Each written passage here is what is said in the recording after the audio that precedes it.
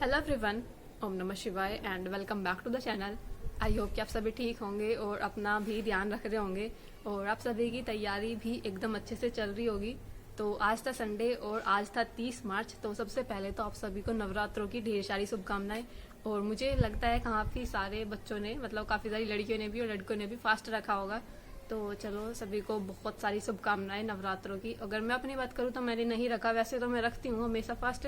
इस बार इसलिए नहीं रखा क्योंकि मेरा भी एग्जाम है 3 तारीख से, और एग्जाम भी ना ऐसे है कि मतलब सुबह को जाओ फिर बिल्कुल शाम को आओ, तो इसमें इतना ज़्यादा पॉसिबल नहीं हो पाएगा व्रत रखना, इसलिए मैंने व्रत नहीं रखा है। लेकिन जिन भी लोगों ने रखा है, चलो अच्छे से अपना ध्यान रखो और अपनी तैयारी वगैरह करते रहो।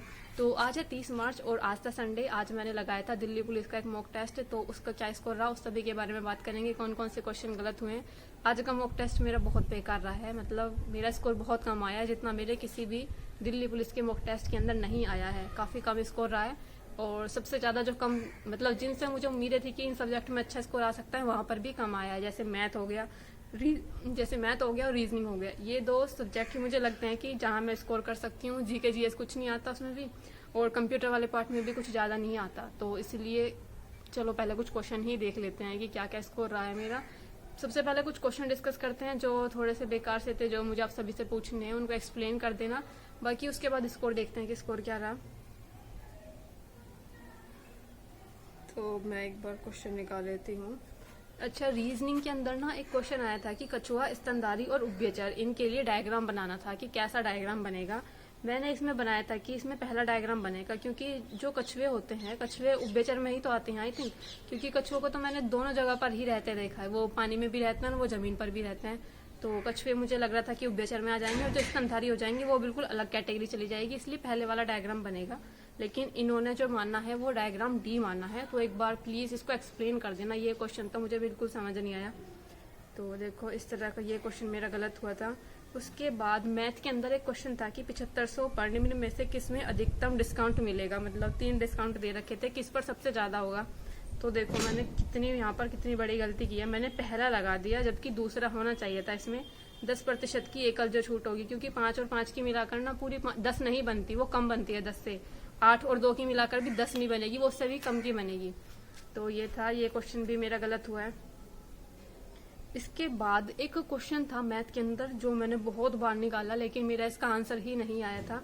90 गुणा 3 डिवाइड 9 प्लस 4 डिवाइड फिर से 2 गुणा 3 का 4 गुणा 8 भाग इतना, मतलब ये पूरी संख्या थी। तो देखो इन्होंने किया क्या है, जैसे सबसे पहले जब हम ये इस तरह का क्वेश्चन सोल्व करते हैं सिंप्लीफिकेशन का, इसमें हम वो लगाते हैं बोर्ड मार्क्स वाला रूल। तो जब हम बोर्ड मार्क्स लगाते हैं सबसे पहले का सोल्व करते हैं। मैंने यहाँ पर का सोल्व किया, मतलब मल्टीप्लाई की।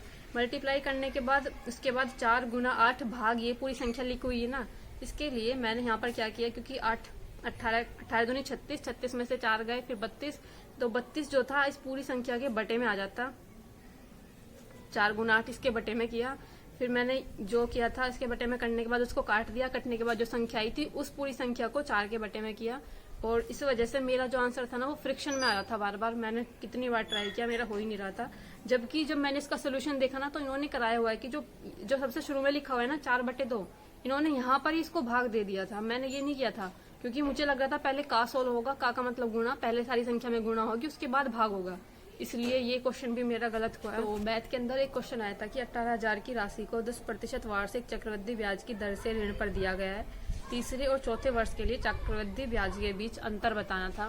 तो ये वाला क्वेश्चन मेरा हुआ नहीं था, मुझे समझ में नहीं आ रहा था भी कैसे करूँ, क्योंकि ज्यादातर जो मैंने चक्रवृद्धि ब्याज के क्वेश्चन किए, या तो डायरेक्ट उसमें 3 साल का निकालना होता है या 4 साल का निकालना होता है, मतलब जितना भी निकालना होता है पूरा ही निकालना होता है। ऐसा नहीं कि बीच में 2 साल का पूछ लिया फिर 3 साल का पूछ लिया, क्योंकि मैं जो जिस तरह से निकालती हूँ ना वो अलग मेथड से निकालती हूँ, उसमें ना अलग अलग करके मैं नहीं निकाल सकती, क्योंकि मैं ट्री मेथड वाला यूज नहीं करती हूँ इसको निकालने के लिए, सीआई निकालने के लिए। मैं इसको रेशो मेथड से इस तरह से करती हूँ, मतलब मुझे लग रहा था कि ये नहीं हो पाएगा और टाइम भी नहीं बचा था इसका, क्योंकि आज मेरा टाइम भी सारा लग गया था, कुछ टाइम नहीं बचा था मेरा दोबारा देखने का भी। तो ये वाला क्वेश्चन भी मेरा गलत हुआ था। अच्छा, उसके अंदर जीके जीएस वाले पार्ट के अंदर एक क्वेश्चन आया था कि निम्नलिखित में से त्योहार की उत्पत्ति तिब्बती नववर्ष से हुई है और लद्दाख में यह हर साल फसल कटाई के मौसम के अंत में मनाया जाता है। तो ये था, ये जो क्वेश्चन है ना, ये क्वेश्चन इन्होंने यूपी पुलिस का जो मॉक टेस्ट रखा है 30 मार्च का, इसमें भी आया था। और यही क्वेश्चन जो इन्होंने 30 मार्च का यूपीएसआई का मॉक टेस्ट रख रखा है उसमें भी आया था। तो देखो ऐसा भी करते हैं ये लोग कि जो एक दूसरे जो मॉक टेस्ट हैं या दूसरा जो पेपर है, जैसे यूपीएसआई की आप तैयारी कर रहे हो, दिल्ली पुलिस की कर रहे हो, दोनों में कुछ क्वेश्चन कॉमन थे इस टाइप के। एक दो क्वेश्चन ऐसे थे जो कॉमन थे जीके जीएस वाले पार्ट के अंदर। तो ये था। उसके बाद कंप्यूटर की अगर मैं बात करूँ ना, कंप्यूटर में एक क्वेश्चन आया था कि MS Excel 365 में सेल A1 से A10 के मानों में औसत निकालना है, तो उसका फॉर्मूला क्या होगा। तो मतलब मुझे ये समझ में नहीं आ रहा, ये कंप्यूटर के अंदर एक्सेल जो चल रहा है ना, ये मतलब इसकी अलग ही दुनिया में चल रहे हैं ये लोग। मतलब मैंने लगाया था कि भाई औसत कैसे निकालना है, सम बटे नंबर, जितने भी नंबर है सम। तो मैंने ये लगाया था कि तीसरा होगा सम हो जाएगा, A1 से लेकर A10 तक की संख्या होगा सम हो जाएगा, और नीचे उसके 10 आ जाएगा, क्योंकि 10 संख्या बनेंगी ये। तो इन्होंने माना है एवरेज जो होगा, एवरेज होगा A1 से लेकर A10 तक, इनका एवरेज ये है। मतलब जो ये MS Excel वाले चल रहे हैं, ये अपनी अलग ही, मुझे लगता है इन्होंने कुछ अपना अलग ही बना रखा है, सब चीज के लिए अलग फॉर्मूले बना रखे हैं इन्होंने, कि गुणा के लिए ये वाला निशान यूज करेंगे। तो इस वजह से शायद मेरे क्वेश्चन गलत हो रहे हैं कंप्यूटर के, जो कि ये वाला क्वेश्चन भी मेरा गलत था। उसके अंदर एक क्वेश्चन था जीके जीएस वाले पार्ट में आया था कि भारत में औपनिवेशिक शासन काल में लॉर्ड मैकाले द्वारा निम्नलिखित में से किस क्षेत्र के लिए अधोमुखी निस्पंदन दृष्टिकोण का समर्थन किया गया, जो कि था एजुकेशन के बारे में। तो देखो जो लोग टीचिंग की तैयारी कर रहे हैं, बीटीसी की तैयारी कर रहे हैं, उन्हें पता होगा ये जो सिद्धांत था लॉर्ड मैकाले ने दिया था, निस्यंदन का सिद्धांत या फिर छनाई का सिद्धांत से बोलते हैं। इसमें था कि मतलब जो शिक्षा होगी ना वो सभी लोगों को नहीं दी जाएगी, सिर्फ बड़े लोगों को या उच्च वर्ग के लोगों को शिक्षा दी जाएगी। और शिक्षा जो होगी ना वो छन छन का, मतलब उन बड़े लोगों से छन छन कर सभी के माध्यम में जनसंचार हो जाएगा शिक्षा का, यानी कि बाकी लोगों तक भी शिक्षा पहुंच जाएगी। उन्हें लगता था कि सभी को शिक्षा देने का मतलब पैसे वेस्ट करना है, ये शिक्षा नीति। तो ये सिद्धांत इन्होंने दिया था कि सभी पर पैसे खर्च करने से अच्छा है कि कुछ लोगों को हम शिक्षित कर दें सिर्फ। तो ये क्वेश्चन था, टीचिंग से रिलेटेड था ये क्वेश्चन।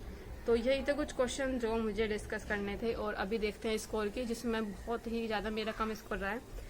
कंप्यूटर में मेरे 2 क्वेश्चन मेरे ठीक हुए हैं, 2 क्वेश्चन गलत हुए हैं, बाकी मैंने अटेम्प्ट ही नहीं किए थे।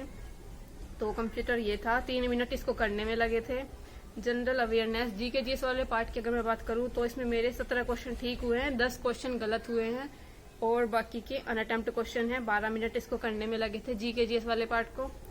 और उसके बाद अगर मैं मैथ की बात करूं तो मैथ के अंदर आज मेरे 10 क्वेश्चन ठीक हुए हैं, 4 क्वेश्चन गलत हैं और 1 क्वेश्चन अनअटेम्प्ट ही रह गया है। तो ऐसा था जो कि मैंने आप सभी को बताया था, क्योंकि 2 ही सब्जेक्ट ऐसे हैं, तो मैथ वाला और रीजनिंग वाला, जहां मुझे लगता है कि मुझे थोड़ा स्कोर सही करना चाहिए, और वहां ही मेरे इतने सारे क्वेश्चन गलत हो गए थे। मैथ्स में मेरे 10 क्वेश्चन ठीक थे, 4 क्वेश्चन गलत थे, 1 क्वेश्चन अनअटेम्प्ट था, और 35 मिनट इसको करने में लगे थे। और जीके जीएस रीजनिंग वाले पार्ट के अंदर जो रीजनिंग का पार्ट था 25 क्वेश्चन आते हैं इसमें, 25 में से मेरे 21 क्वेश्चन ठीक थे और 4 क्वेश्चन गलत थे। 37 मिनट का इसको करने में टाइम लगा था। तो और अगर मैं ओवरऑल टाइम की बात करूँ ना, तो ओवरऑल टाइम भी 1 घंटा 27 मिनट इसको करने में लगा था। तो मतलब टाइम भी पूरा ही लिया था, जो दिल्ली पुलिस के पेपर में जो टाइम मिलता है पूरा टाइम लिया था मैंने। फिर भी मेरे काफी क्वेश्चन गलत हुए थे, चाहे वो मैथ के हों या रीजनिंग के हों, दोनों पार्ट में अच्छी गलतियां हुई थी। अच्छी गलतियां मतलब कि ज्यादा गलतियां हुई थी, अच्छी गलतियों का मतलब नहीं कि अच्छी गलतियां हुई थी। तो अभी बात करते हैं ओवरऑल स्कोर की। तो मेरा सब कुछ मिलाकर स्कोर जो बना था 45 बना था। 50 क्वेश्चन ठीक थे, 20 क्वेश्चन गलत थे और 30 क्वेश्चन अनअटेम्प्ट थे। परसेंटाइल 52 परसेंटाइल है। तो देखो परसेंटाइल भी कितनी कम है, 52 परसेंटाइल क्या होता है, कुछ भी नहीं होता 52 परसेंटाइल। इतना कम स्कोर हुआ था मेरे इस पेपर के अंदर। तो यही था कुछ जो स्कोर मुझे आप सभी के साथ शेयर करना था। कितना स्कोर रहा, जिसमें सबसे कम तो मेरा कंप्यूटर में रहा है, उसके बाद जीके जीएस का, फिर मैथ और रीजनिंग में भी कम ही हुआ है इस बार स्कोर। तो बस इस तरह से ही चल रही है तैयारी। बाकी आपका कोई क्वेश्चन रह गया तो प्लीज़ कमेंट कर देना। मिलते हैं नेक्स्ट वीडियो में, तब तक के लिए bye bye, take care and Radhe Radhe.